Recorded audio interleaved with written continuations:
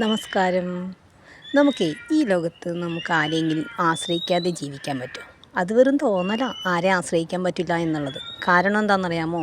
നമ്മളിപ്പോൾ ഒരു ബിസിനസ്സുകാരനാണെന്ന് വിചാരിച്ചോ. ഓക്കെ, ബിസിനസ്സുകാരൻ വിചാരിക്കണേ എനിക്ക് ആരെയും ആശ്രയിക്കാതെ ജീവിക്കാമെന്ന്.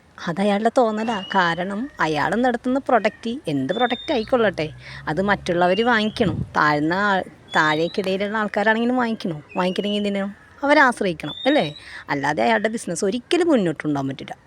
പിന്നെ അതുപോലെ തന്നെ നമ്മൾ ഏത് ഫീൽഡ് എടുത്താലും നമ്മളൊരു മറ്റുള്ളവരെ ആശ്രയിക്കണം. അത് നമ്മളൊരു സമൂഹത്തിലാണ് ജീവിക്കുന്നത്. അല്ലാതെ മറ്റുള്ളവരെ ആശ്രയിക്കാൻ പറ്റില്ല എന്ന് പറഞ്ഞ് അഹങ്കാരത്തോടെ ഇരിക്കുന്നതൊക്കെ ചുമ്മാ തോന്നലുകളാണ്. നമുക്കെല്ലാവരും ആശ്രയിക്കേണ്ടി വരും. കാരണമല്ല, നമ്മളുടെ വീട് പണിയാനാണെങ്കിലും നമ്മളിപ്പോൾ ഒരു ആഹാരം കഴിക്കുന്നത് എവിടെ നിന്നാണ്?